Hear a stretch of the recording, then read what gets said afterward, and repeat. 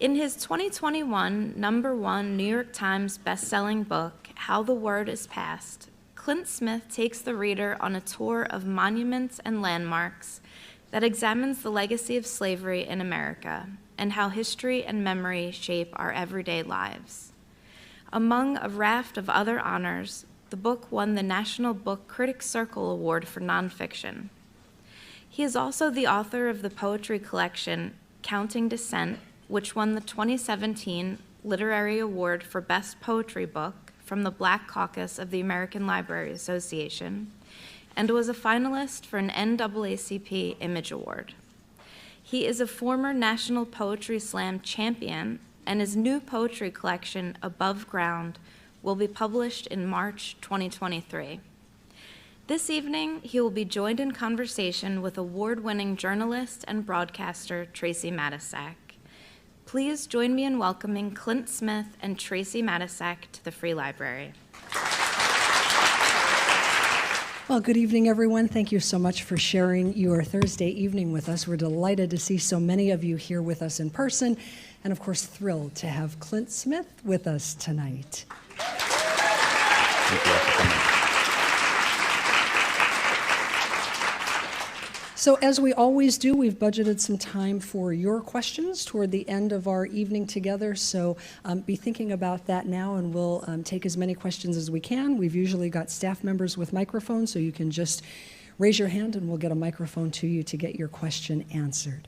But that said, Clint Smith, welcome to the Free Library of Philadelphia. It's good to be here. Thank you all so much for coming out.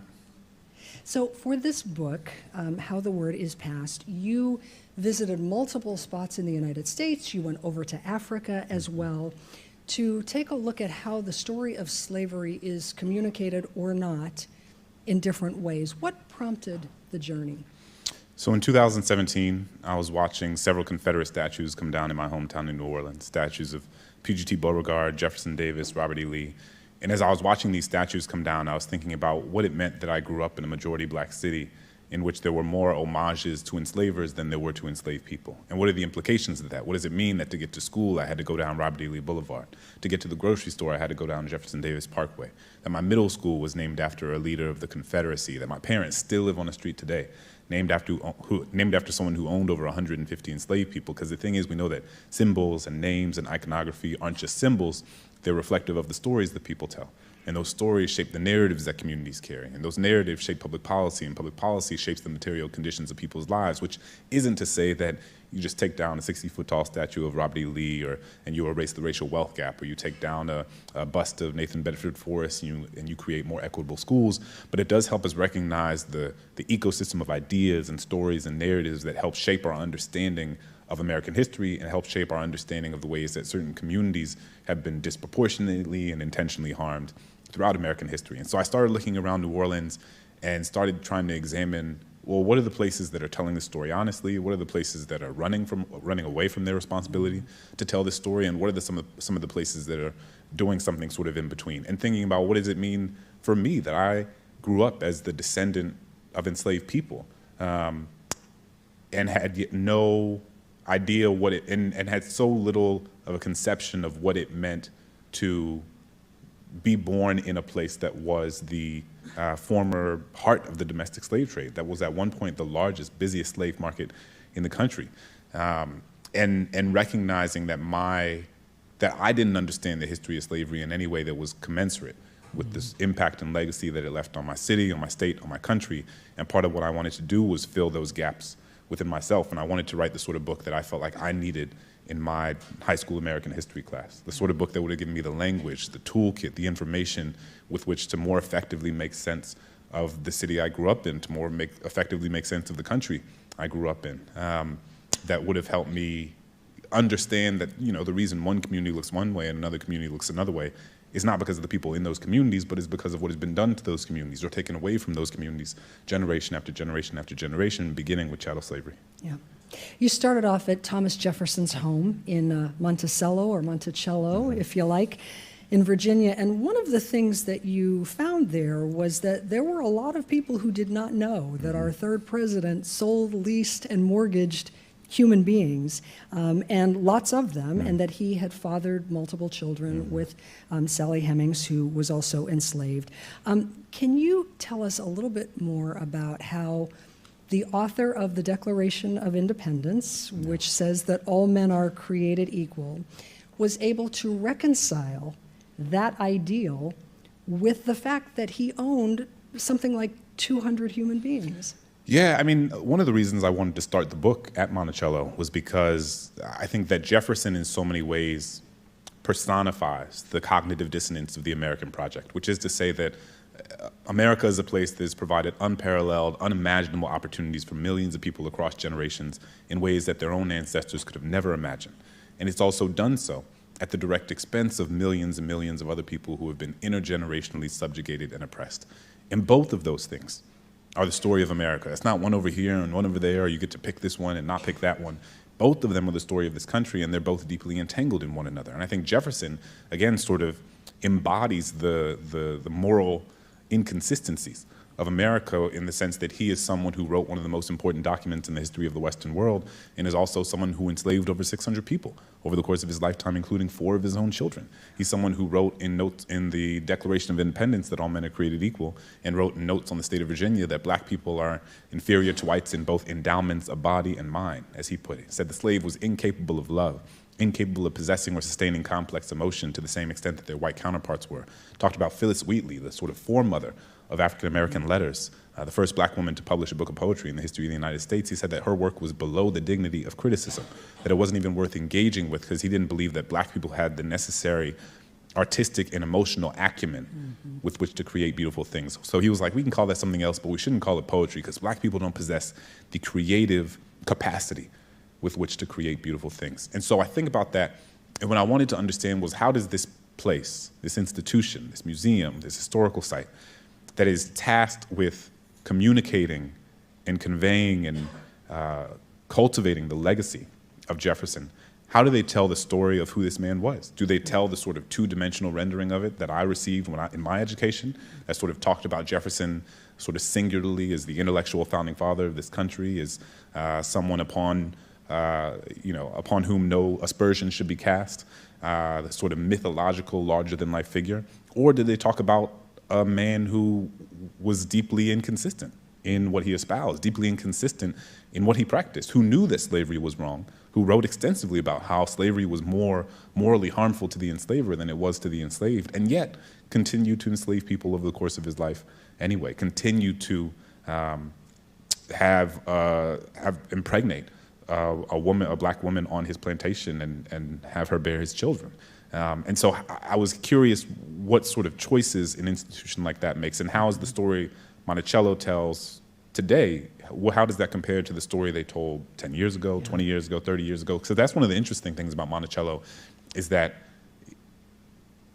it represents the idea that these historical sites aren't static, and that they're not, how you once told the story doesn't have to be how you tell the story forever. Because how Monticello told the story 20 years ago is light years away from how they tell the story now, which isn't to say that they're perfect, but it is to say that it's an institution that recognizes it has a particular responsibility as perhaps the most famous plantation in the world by nature of the person who owned that land, to communicate the complexity and the totality of what happened there. And when we talk about Monticello, to talk not only about Jefferson, but to also talk about the lives and the emotional texture of the hundreds of enslaved people who lived there, to whom that land belonged to as much, if not more, than it belonged to Jefferson. Yeah.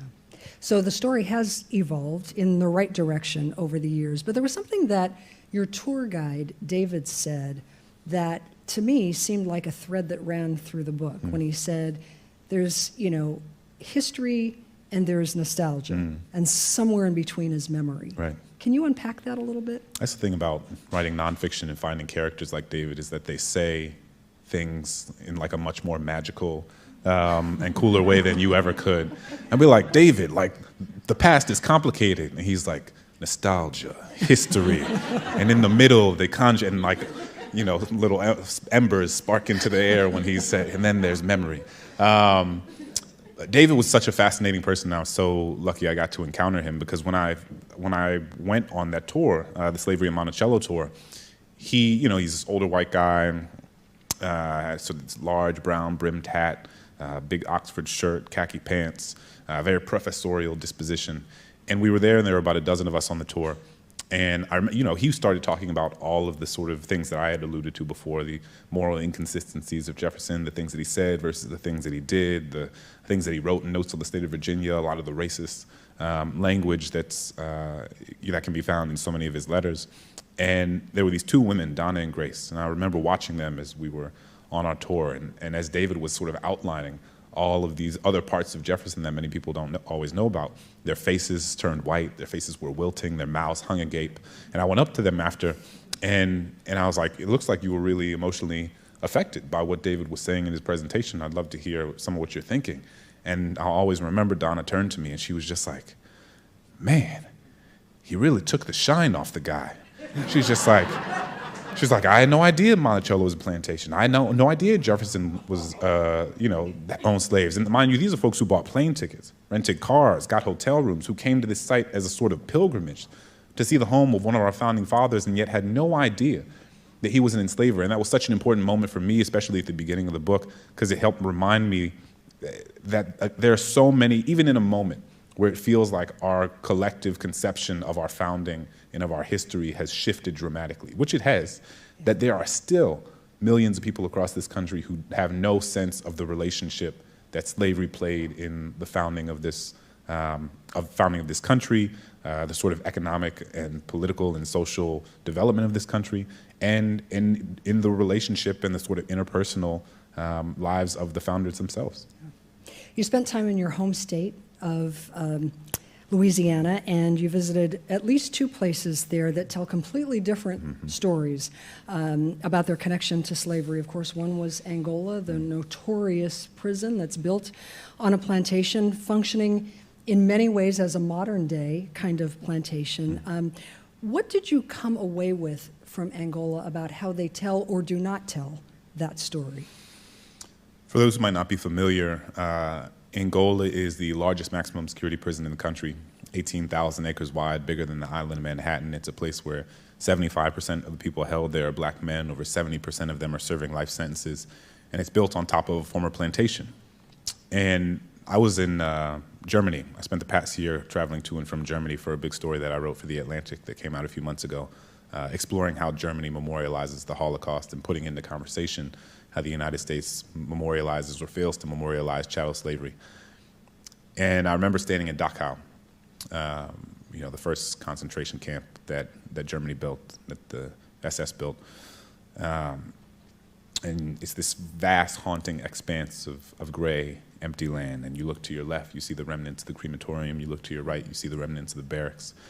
And I closed my eyes and I tried to do this thought exercise and just imagine what it would be like if on that land they built a prison, and in that prison, the vast majority of the people held there were Jewish. And I couldn't even finish the thought exercise because it was so viscerally upsetting. It was so morally abhorrent in a way that that place would so clearly be a global emblem of anti-Semitism. We would never allow such a place to exist, rightfully so.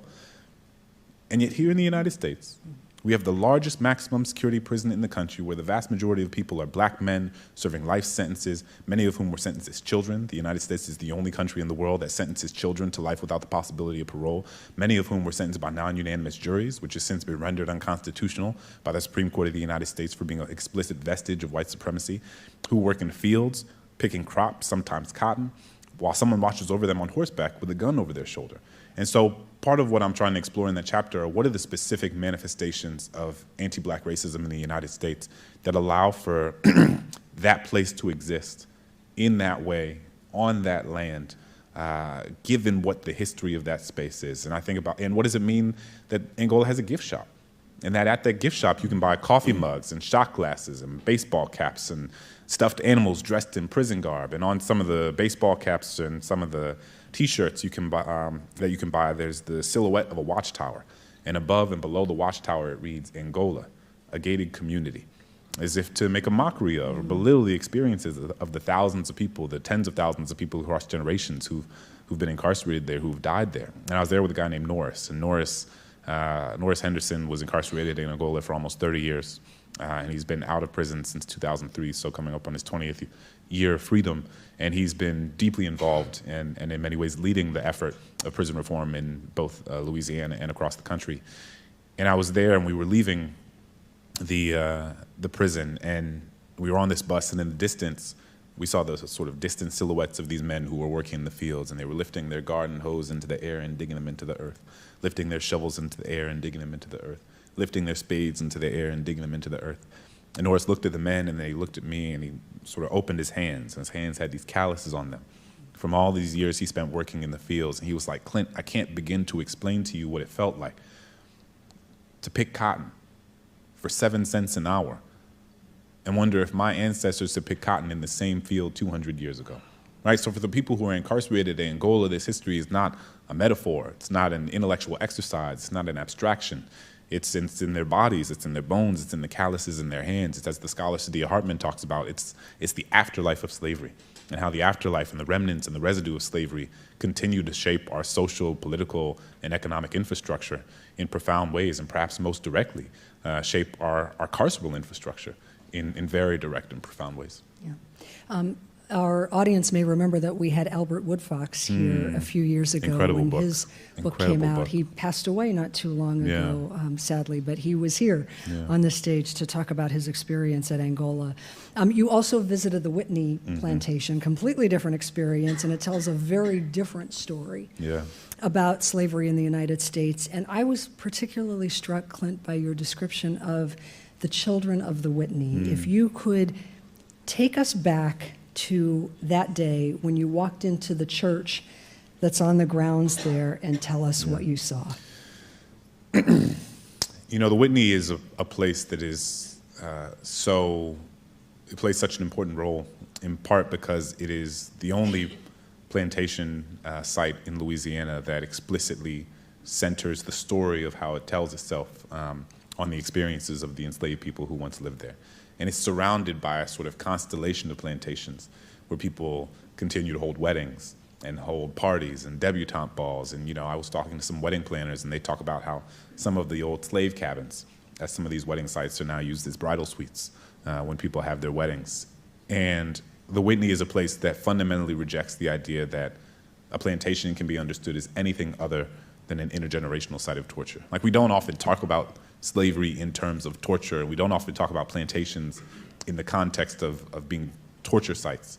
But that is what they was. They were sites of intergenerational physical and psychological torture. And I think the role that children play in the storytelling process that the Whitney has, they have these sort of renderings of small clay children sort of scattered throughout the space, and they're using a lot of excerpts and quotes from the Federal Writers Project slave narratives between 1936 and 1938, when the U.S. captured, or as part of the New Deal, we had an effort to capture the stories of enslaved people who were still living in the late 1930s.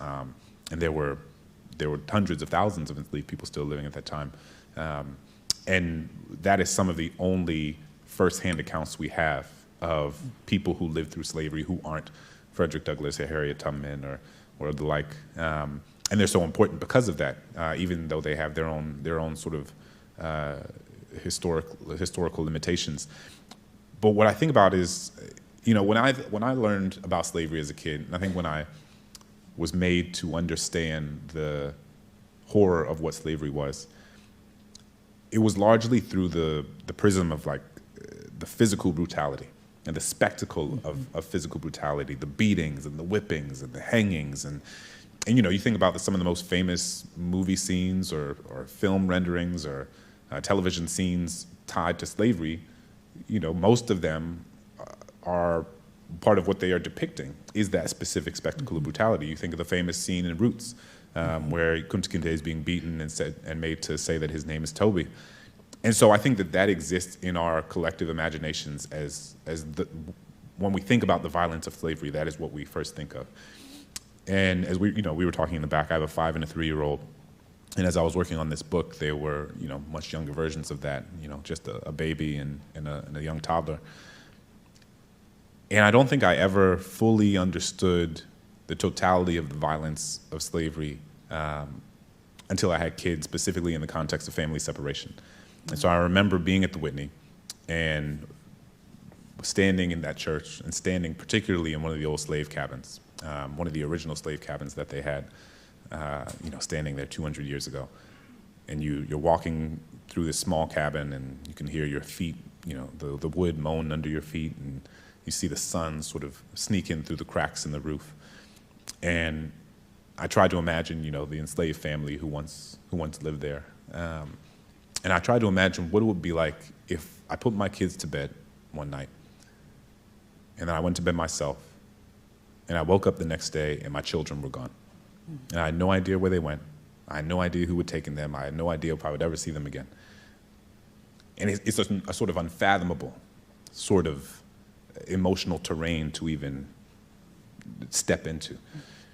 And then you have this moment where you realize that that was an omnipresent threat that hung over generations of enslaved people's lives every single day. That at any moment, you could be stripped away from your husband, your wife, your children, your mother, your father, your brother, your sister, for no reason at all. And it's a sort of psychological terror, like the ubiquity of that threat, how it hung over you every single moment of your life, is a psychological torture that I don't know that we take seriously enough when we are examining the fullness of what the torture and horror of slavery was like. And that is what I was left wrestling with and considering the most after I left Whitney, was not only the impact that it has on children, but the impact that the threat of losing your children, how that would shape the decisions that you make or don't make every day. Speaking of the children, I would love for you to read a short passage from your time at the Whitney where you came across the angel statue.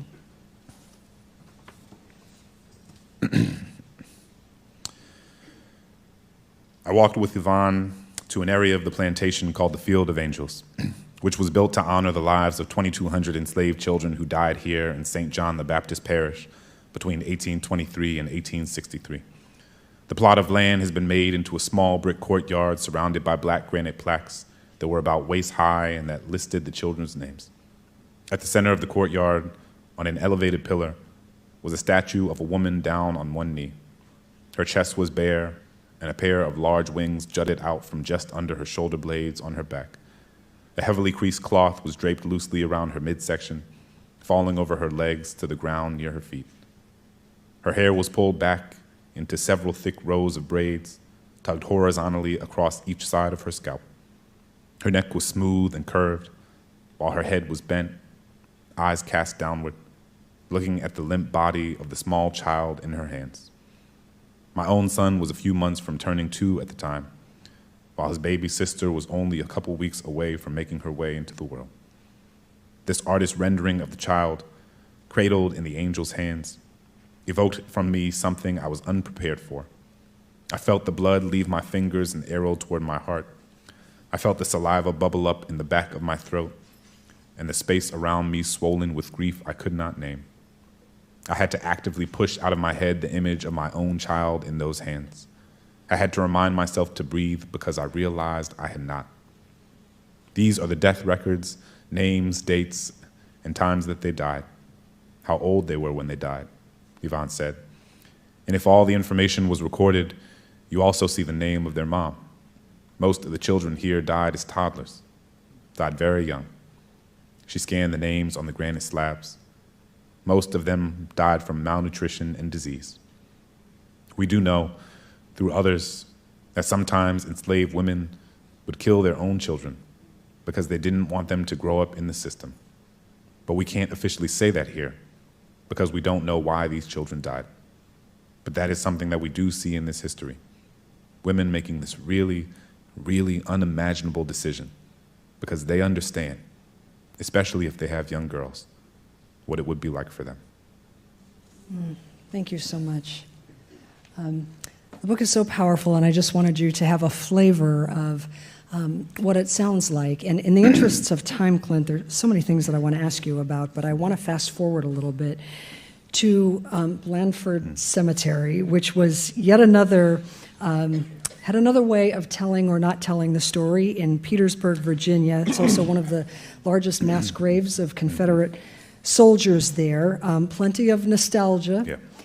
And what I was struck by, there were many things that I was struck by, but certainly the ongoing myth of the lost cause, and that there were black men who fought for the Confederacy, and all of this is sort of promulgated there. And you got wind of an event, a Memorial Day event, I think it was the Sons of Confederate Veterans. So you saw this pamphlet while you were there, and you picked it up and decided, I'm going to go. Yeah.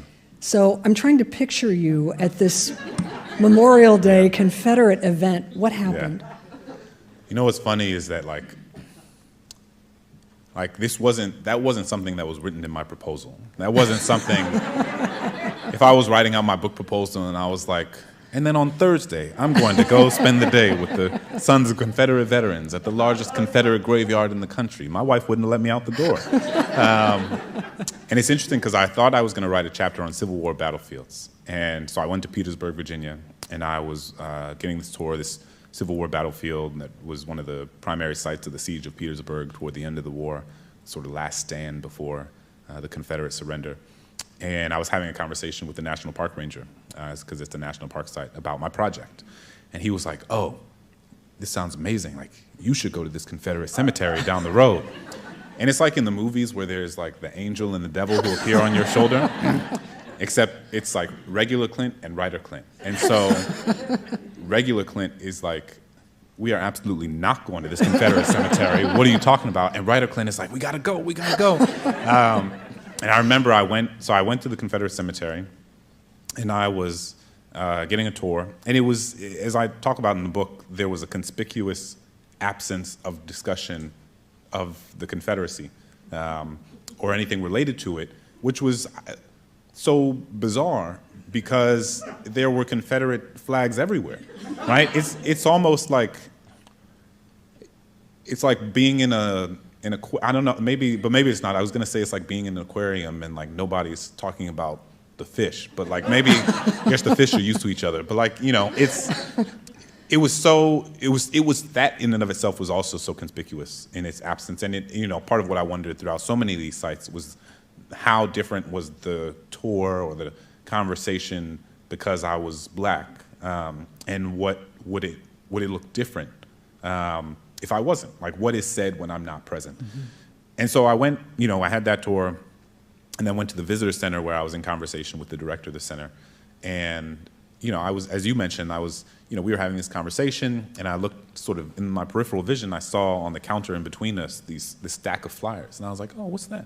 And I kind of looked over, and it was like a man with a thick handlebar mustache and a big Confederate flag behind him, and it was like Sons of Confederate Veterans Memorial Day celebration. And I looked at it, and I like went to pick it up, and she like threw her hand on the thing, and then like grabbed it and kind of dramatically threw it. She was like, I don't know what that is. I've never. How'd that get there? Who are those people? Like, that's weird. I was like, ma'am, you're the director of the site. Like, what are you talking? And so that was another moment where regular Clint and writer Clint appear on your shoulders, and writer Clint is like, we have to go to this. We have to go spend the day with the Sons of Confederate Veterans. And regular Clint is like, your wife is gonna kill you. But I did get permission from my wife to go, and it was this really fascinating experience because it was unsettling, it was strange, it was disorienting, but it was also incredibly clarifying because it helped me understand that for so many people, history is not about primary source documents or empirical evidence. It's a story that they're told. Mm-hmm. It's a story that they tell. It's an heirloom that's passed down across generations. It's something where loyalty takes precedence over truth. In the chapter, I talk about a guy I met named Jeff. And Jeff, you know, again, he had this handlebar mustache, this long salt and pepper ponytail, this round belly, this Confederate biker vest. And, you know, he was talking to me about how when he was a kid, his grandfather brought him to the cemetery. And his grandfather, they would go sit in this beautiful gazebo at the center. the cemetery, and his grandfather would play his banjo and play the old Dixie anthem and would tell him stories about the men who were buried in this field, and he would say, these men didn't fight a war over slavery, these men didn't secede over slavery or secede over anything other than the right to have their own land, have their own property, the states' rights, state sovereignty, protect themselves against the war of northern aggression, protect themselves from these Yankees. And as he's telling him these stories and playing these songs, they're watching the sky turn from blue to orange to purple to black, watching the fireflies emerge from the forest and sort of hop from one tombstone to the next, watching deer come out and graze around the tombstone, these very sentimental, emotionally textured memories. And Jeff would tell me about how he tells, now he brings his own granddaughters to that same cemetery. Mm-hmm. And he sings the same songs that his grandfather sang to him and tells the same stories that his grandfather sang to him and tells the same stories about the people who were buried in this field to his granddaughters. And so if I were to go to Jeff and be like, Jeff, man, look, I know your granddad told you that secession had nothing to do with slavery, but all you have to do is look at the Declarations of Confederate Secession, where a state like Mississippi in 1861 says, our position is thoroughly identified with the institution of slavery, the greatest material interest in the world. They're not vague about why they're seceding from the Union. They're very clear about it. Yeah. But for Jeff, if he is to accept that information, he would have to accept that his grandfather is lying to him. And if he has to accept that his grandfather was lying to him, it threatens to disintegrate the foundation upon which his relationship with this person that he loves, this person who's also a microcosm of a much larger community that he loves that also shaped him and shaped his identity.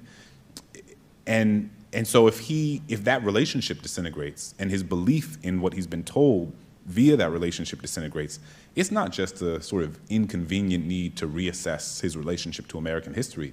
It's like an existential crisis. Yeah. It's a crisis of identity. And I think that part of what I learned in my time there is you have to take that component of it seriously. Mm-hmm. It would be very easy for me to have gone there and sort of make them all caricatures of bigotry and lost cause ideology, with these harmful, bigoted, violent beliefs. And it's not to excuse the beliefs or to say that they aren't harmful, aren't bigoted, aren't grounded in a sort of ahistoricism.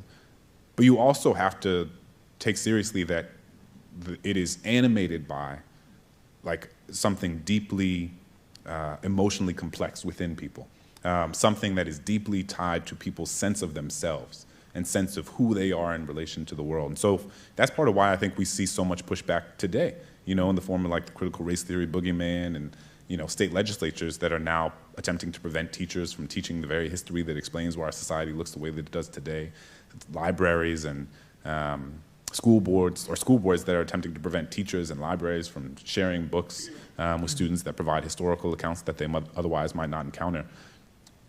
All of that is animated by this profound sense of fear. And that fear comes from a fear of losing one's identity.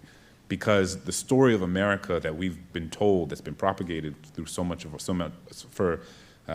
our lives, is now being challenged and is being expanded. Right? We're recognizing that there is a much fuller, more honest, more empirically grounded story about this country. And that's scary for people because their identities are deeply entangled in the previous story of America. And so when you challenge the previous story of America, people understand it as a challenge to themselves. Yeah. And so I think the Confederate Cemetery and that time there was a specific manifestation of what that fear looked like. And why there was such a reluctance to let go of information or ideas or history, even when there's all of this evidence that demonstrates how misguided and false that history is. Yeah. So many more questions that I could ask you, but if you didn't know this already, Clint has a new book of poetry that's coming out in March. We're very excited about it. We happen to have an advance copy here. Above Ground is the title. It'll be released in March. Would you do us the honor of giving us a sample? That'd be fun. From your new book? Let's do it.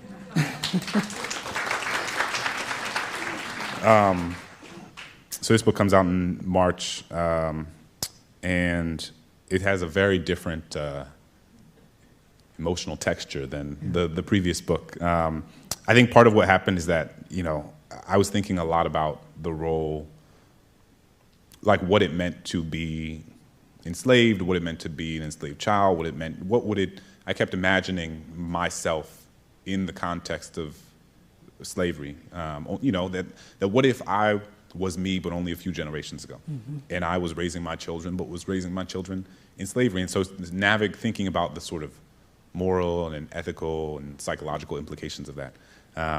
But something I think about all the time, I think about it as a writer, I think about it as a scholar, I think about it as a teacher, is how it's so important to deeply engage with the history of violence and oppression and intergenerational trauma that Black people have experienced. And it is so important to be clear that our experience and our lives as Black Americans are not singularly defined by that history, that they are far more expansive than that. It's far more pluralistic than that. And there's so much more to it. So all that to say, I was like, given that so much of what I was thinking about in that book was and in the Whitney chapter was slavery, how children were impacted by slavery, and how parents are thinking about raising enslaved children. I also wanted to, part of the impetus was to write a book that reflected on what it meant to, like all of the other parts of raising a child that are not grounded in that, grounded in oppression, grounded in that violence. All right, so I'm going to read it. This poem is called Dance Party. Sometimes, in the evenings after dinner, after spaghetti has been slurped and I have bribed the broccoli into their bellies, I give both of my children the look. When my eyes meet theirs, they know what time it is. They push in their chairs, they stretch their legs, and we move the table to the far end of the dining room to clear space for what we already know is coming. Alexa, play the post-dinner dance party playlist. And within seconds, Martha Wash's booming voice rolls like thunder over our bodies. Everybody dance now. The electronic keyboard and the drums meet in the middle of the room like two dinosaurs ready to claim this kitchen as their own. Immediately, the jumping begins, and my daughter is flinging her limbs like an offbeat octopus, hands slapping the air behind her as if she is trying to smack anyone who enters her sacred space. I turn around, and my son is doing the robot, or is being eaten by a robot, or is being trapped in a universe where robots take over the bodies of little boys in peanut butter and jelly pajamas. Nonetheless, there is a robot somewhere. My children, bless them, have not yet learned how to clap on the 2 and 4, so I laugh, but also cringe as their small hands make a mockery of the melody around them.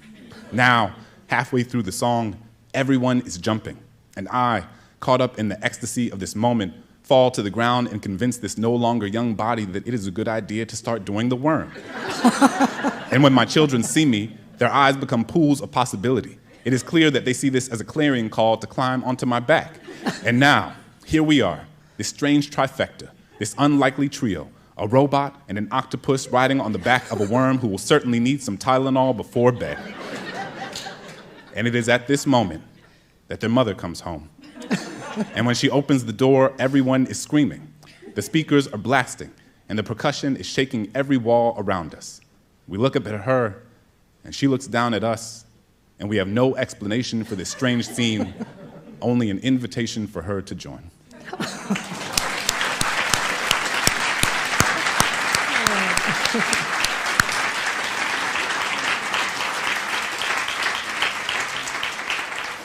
Thank you so much for sharing that with us. And the release date is March 28th. March 28th. Available for pre-order now. Hi. I just wondered what you thought, if you had any thoughts about, since you talked so much about the deflection of teaching of slavery, I just wondered if you had any thoughts about the Union League bestowing a gold medal on Ron DeSantis a couple days ago.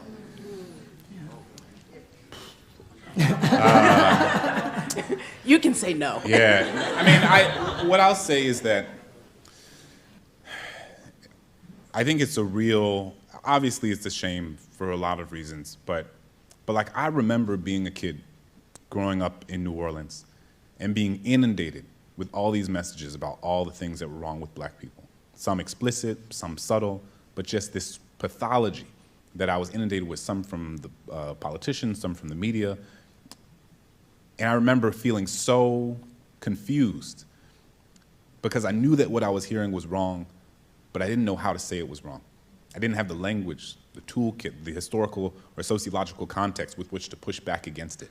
And it wasn't until many years later that I started reading the history, the sociology, the social science, the scholars, the artists, the journalists, all of these people whose work helped me understand that the landscape of inequality in this country was created, and that it wasn't an inevitable facet of what certain communities look like, right? Again, this idea that I talked about at the beginning, this idea that one community looks one way and another community looks another way, is because of the things that have been done to or taken away from communities and are not the result of the people in those communities themselves. And I think we can forget how so many of our young people, unless we give them the tools with which to understand that, unless we give them the history with which to understand that, they will make assumptions based on the things that they are hearing, based on the things that they are seeing, that further perpetuate the sort of distorted notions of like why our country looks the way that it does today. I think all the time about this 1964 essay by James Baldwin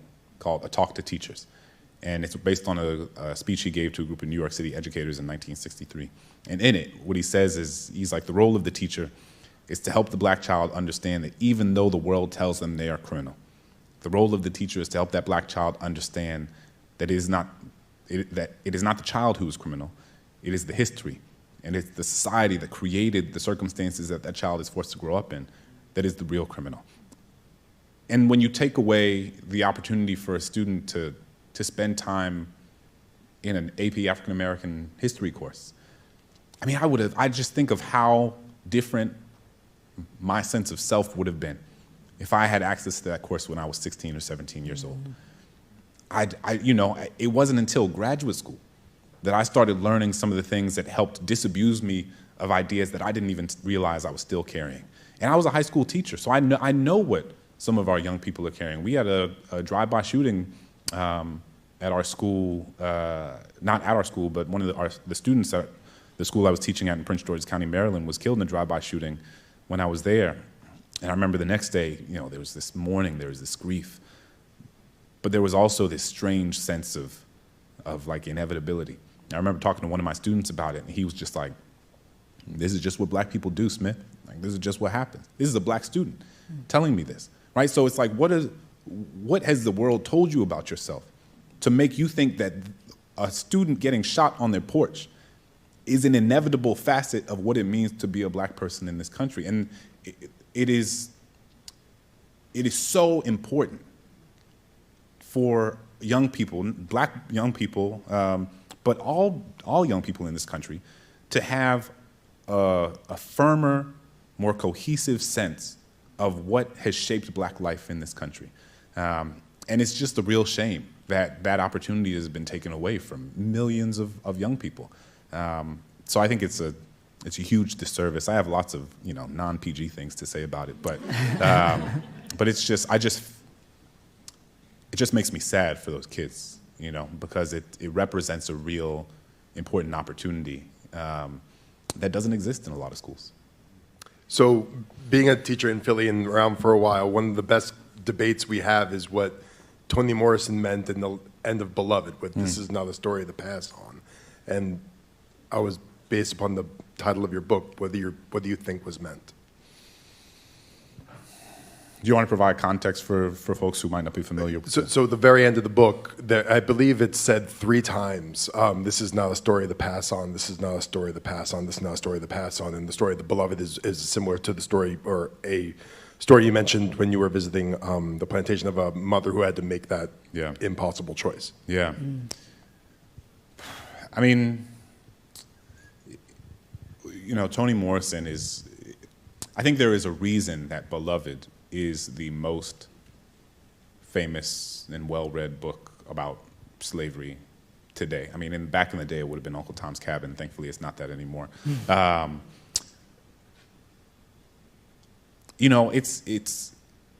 always wary of trying to definitively interpret any artist's work. Like I have a policy when students, I get lots of like Instagram DMs from students who are like, I got homework, man, and they're asking me what this poem is about.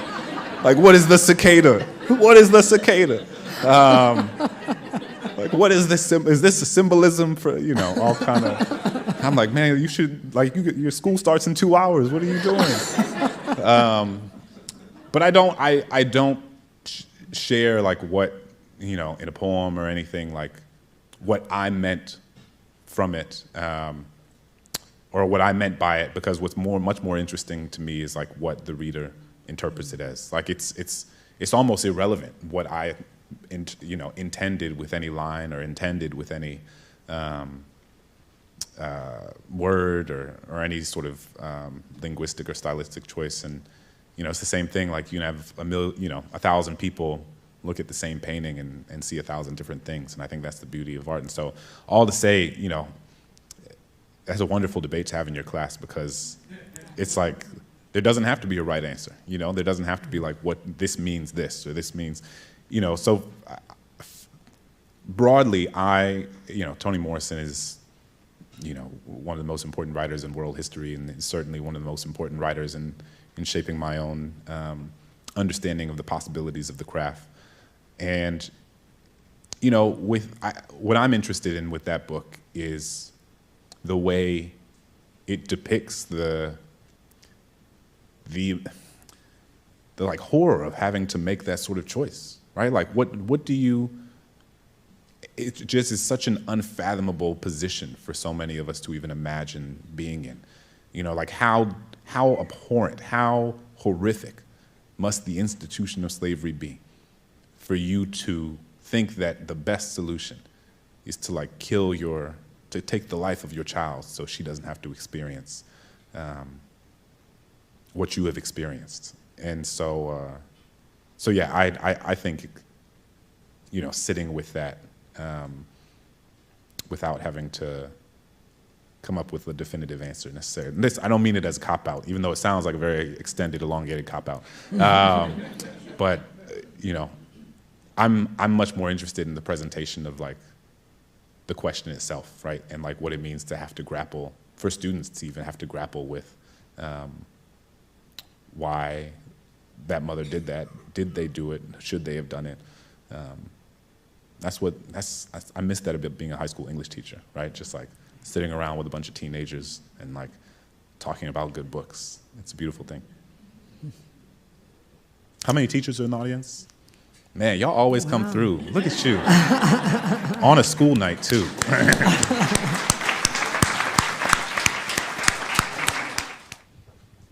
On the same vein of being an English teacher, you mentioned earlier this is the type of book that you would want, you know, you would have liked to had when you were in high school. So I'm just curious, how do you see your book being used in a high school classroom, or how would you want it being seen?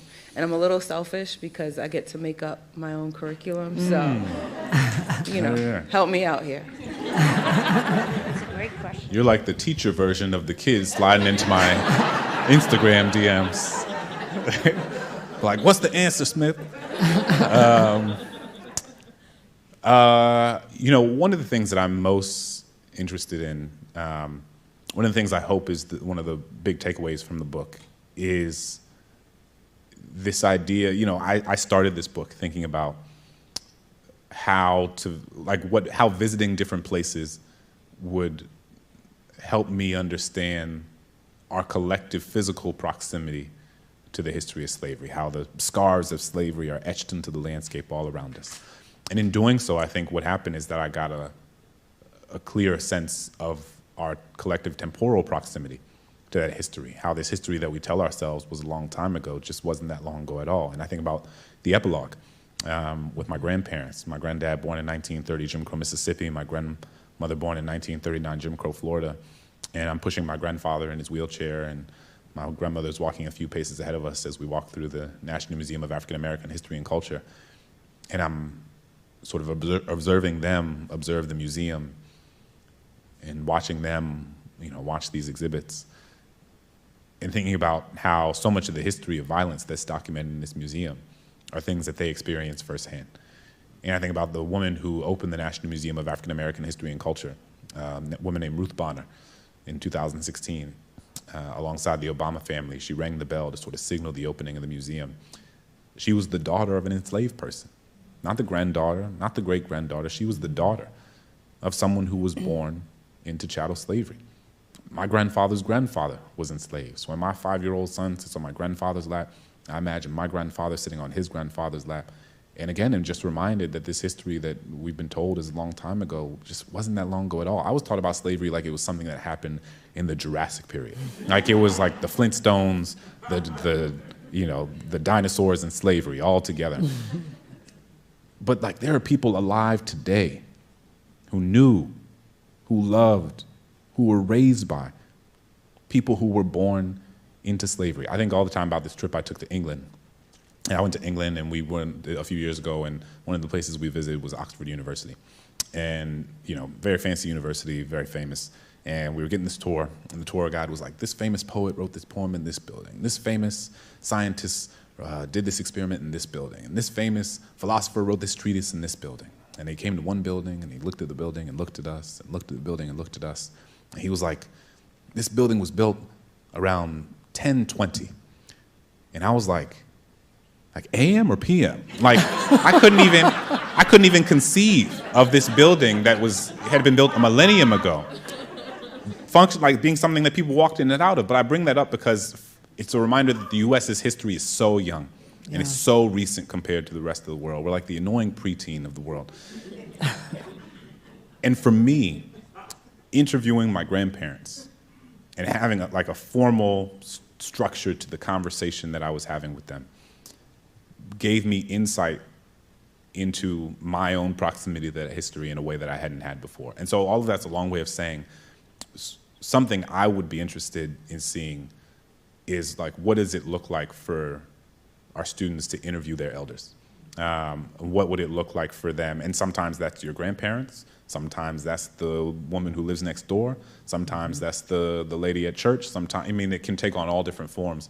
But I think there are so many people around us who have lived through these profound moments in American history, who have a proximity and an intimacy to that history and that moment that we could benefit from learning from, and that would give us additional insight into our own relationship to that history, especially if, there's so many stories, some of which are documented in the book, some of which are not, that I just never knew about my grandparents. Like my grandfather was born in a town where somebody was lynched when he was 12 years old, right? This is a town of 1,000 people. He knew this person, right? So what does it mean to grow up as a kid in 1930, 1940 Mississippi, and that a man you knew in your town was lynched and castrated? And what does it mean that, and he told me the story that's in the book about he went to pick something up from the grocery store, and the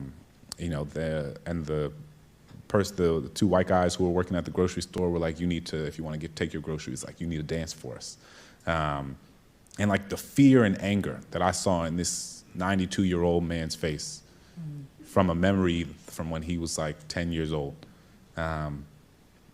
I just never knew that part of his story. I never knew that part of his life. And it's just so important, I think, to understand where folks have been and what they've experienced to the extent that they feel comfortable sharing it. And I just think it's a very helpful exercise both for the interviewer and the interviewee, because my grandparents were also excavating things that they hadn't thought about in a long time. So if there was one assignment from the book, I think having students interview elders in their family or in their community would be the thing that I would advocate for. Hey, I'm a U.S. history teacher from Alabama. In counting, I wrote my question. Oh, amazing. Okay. Yeah. Okay. In counting descent, you're right. I still believe we can build this world into something new. And I love that, and I believe that.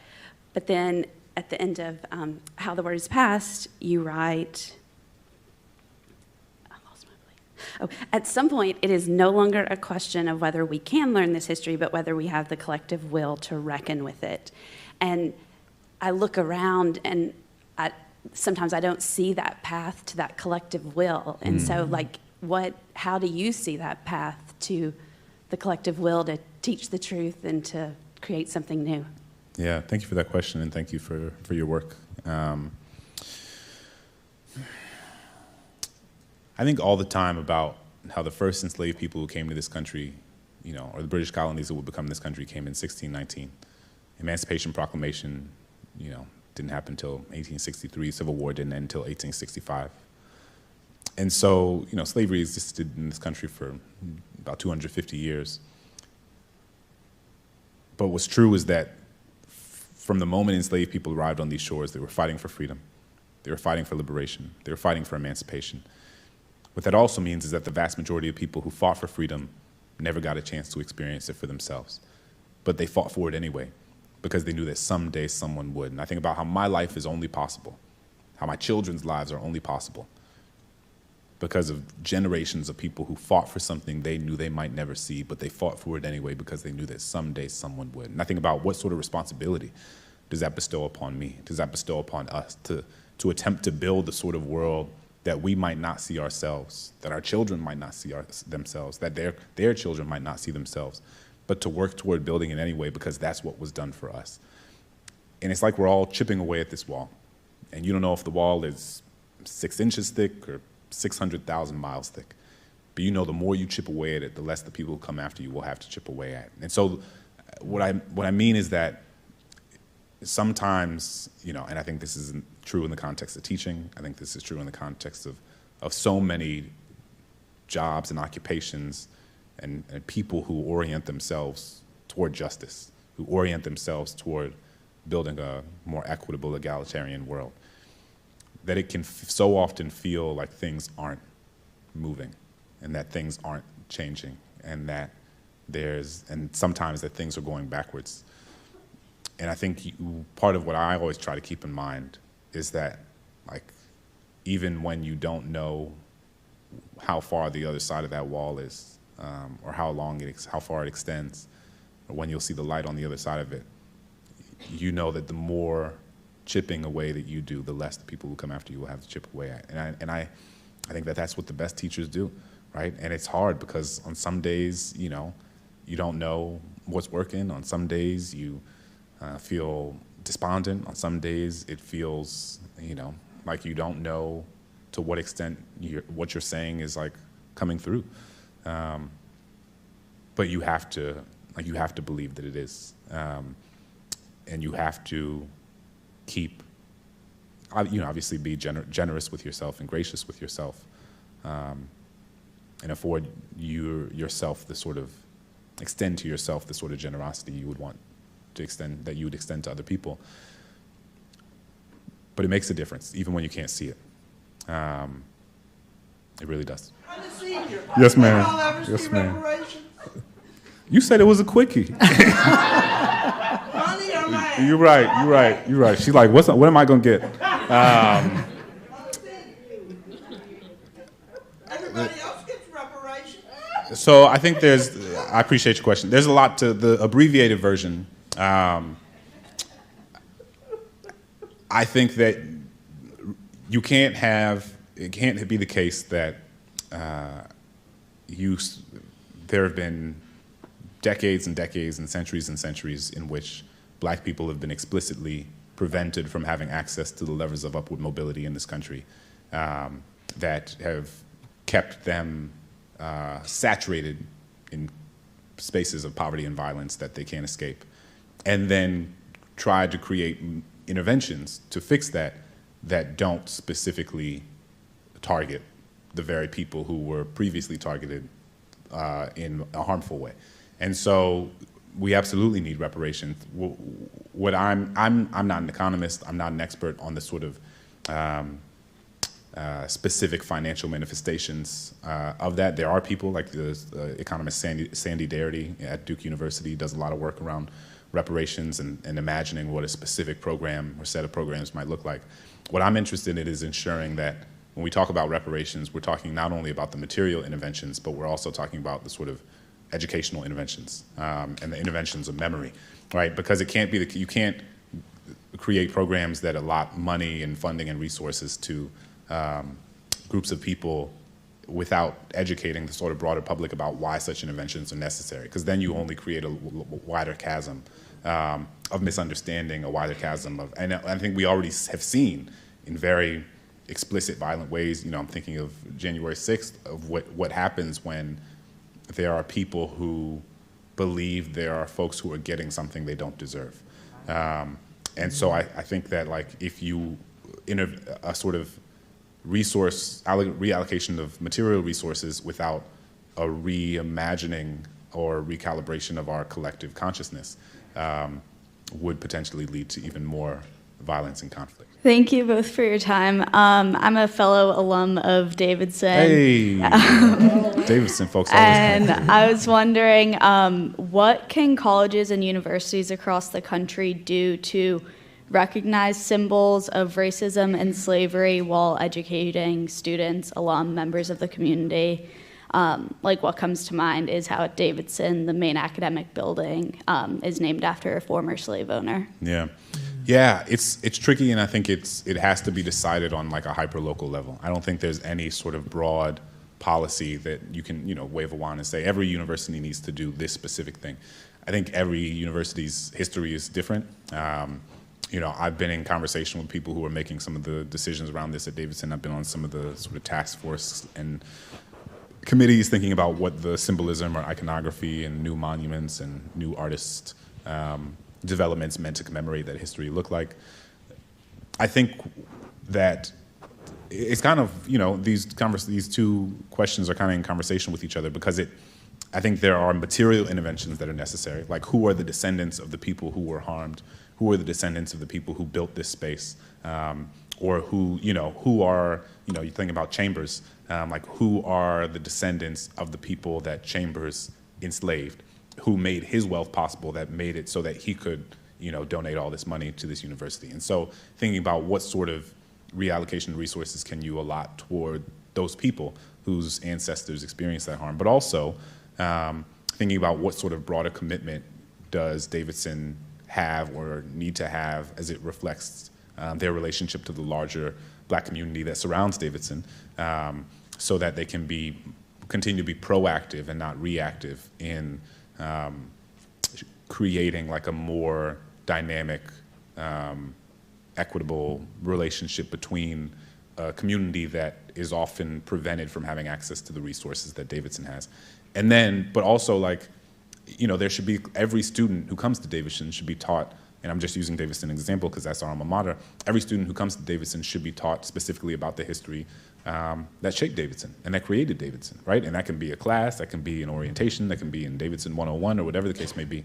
And it's, Harvard, my other alma mater, is like wrestling with the same set of questions, and I think each school needs to look at itself. But the most important thing, and this goes all the way back to what we were talking about with Monticello, there's not a thing where it's like you build the monument or you take the name off the building and add a new name to the building, or you put up a plaque and you get to sort of wipe your hands of it and be like, okay, we did the thing. It's work that you do for the rest of your life as an individual, as an institution. There is no sort of like you lay the wreath or you say the thing and you're done with it. And that's the problem, is that sometimes people are looking for a way to not have to deal with it anymore, when actually what you have to do is deal with it for the rest of the existence of your institution. And so I think that is the most important thing, is a reflection of understanding that the process necessitates, like, proactive, everyday, ongoing reflection at all times. Well, thank you all for your wonderful questions for Clint Smith. And thank you, Clint Smith, for being with us at the Free Library of Philadelphia.